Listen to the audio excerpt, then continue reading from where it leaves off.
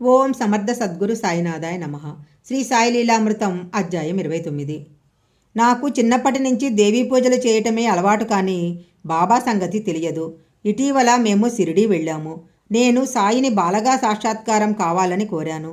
నాటి సాయంకాలం భజనకు ముందు బాబా అలా దర్శనమిచ్చారు. అయినా నాకు బాలా సాయి ఒక్కరేనా అని సందేహం వచ్చింది. ఇంతలో ఎవరో ముసలాయన వచ్చి, ద్వారకామాయి అంటే ఏమనుకున్నావు? మాయి అంటే అమ్మ అని అర్థము.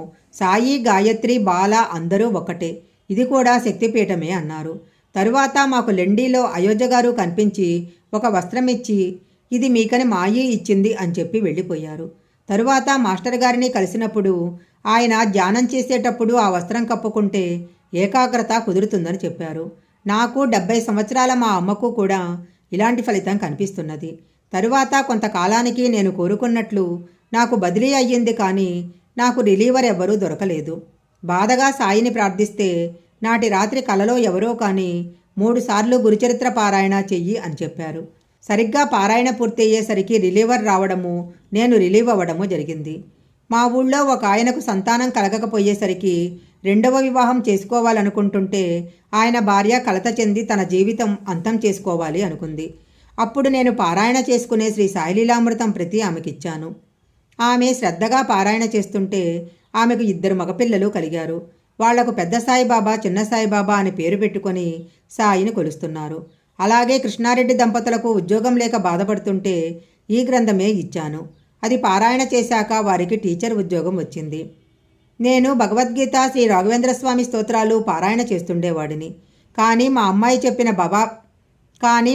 చెప్పిన బాబా చరిత్ర చదవాలనిపించేది కాదు. 6 సంవత్సరాల కిందట ఎలాగో శ్రీ సాయిలీలామృతం ఒక్కసారి పూర్తి చేశాను.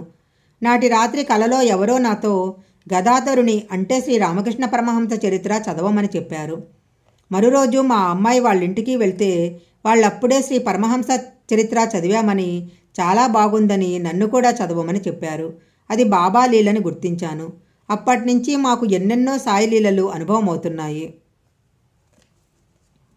నేను 1979లో శ్రీ సాయిబాబా జీవిత చరిత్ర చదివినప్పటి నుంచి నా బ్రతుకుకు అర్థమంటూ ఏర్పడి నా మాట, బుద్ధి, ప్రవర్తనలు ఎంతగానో సంస్కరింపబడ్డాయి. ఆ గ్రంథపారాయణ వలన ఒక అనర్వచనీయమైన అనుభూతి కలుగుతుంది. అది నా చేత షిరిడీ దర్శనం కూడా చేయించింది. మీరు పంపిన శ్రీ సాయిలీలామృతం, శ్రీ గురుచరిత్ర పారాయణ చేయగానే ఎంతో కాలంగా నన్ను వేధిస్తున్న సమస్యలన్నీ తొలగిపోయాయి. మా చిన్నాన్న అబ్బాయి గారికి ఇంతకుముందే ఎన్నో ఆపరేషన్లు జరిగాయి. ఇటీవల ఒకరోజు వాడికి 40 వాంతులు, 40 సార్లు బేదులై సుహలేని స్థితిలో వేలూరు ఆసుపత్రిలో చేర్పించారు. డాక్టర్లు ఆశ లేదని చెప్పారు. నేను బాబాని ప్రార్థించమని అతని అక్కతో చెప్పాను.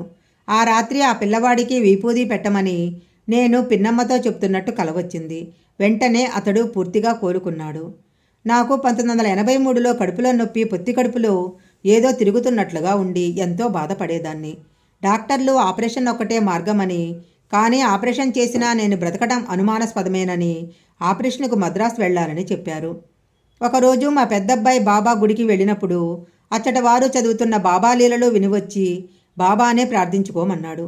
ఎందరికీ మొక్కినా లాభం లేనిది బాబా వల్ల ఏమవుతుందిలే అనుకున్నాను.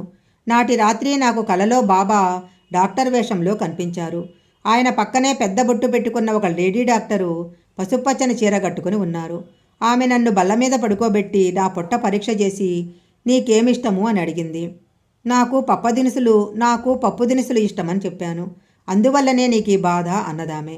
ఇంతలోనే డాక్టర్ టెన్నిస్ బంతి కంటే పెద్ద ప్రమాణంలో ఉన్న గడ్డను తీసి చూపి, ఇది తొలగించాను, ఇక నీకు బాధ ఉండదు, రేపు కొద్దిగా నొప్పి ఉంటుంది, ఎల్లుండి అన్నం తిను అని చెప్పారు. నాకు మెలకువ వచ్చి చూస్తే టైము 5 గంటలయ్యింది. నా పొట్ట మీద పొడుగాటి చారా కనిపించింది. మరలా మరుసటి రోజు రాత్రి ఆ డాక్టర్ కనిపించి, రేపు చారన్నం తిను అన్నారు. ఆ రోజు నుండి నాకు నొప్పి లేదు, వాంతి లేదు.